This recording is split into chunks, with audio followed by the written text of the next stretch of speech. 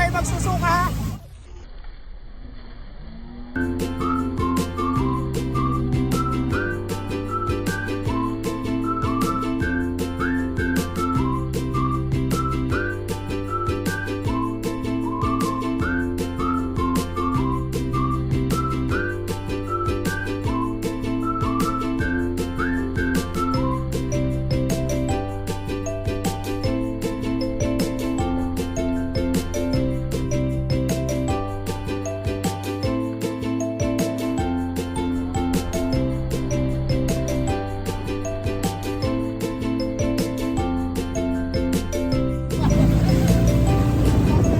Walang susuka pero sumuka na, pero hindi sumuko. Ayan, talagang lalamigan ang tiyan ko dito nang sumisid ako ng 2 beses.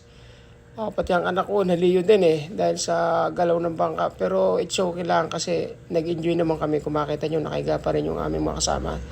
Kaya thank you Lord sa time. God bless you all. Bye-bye.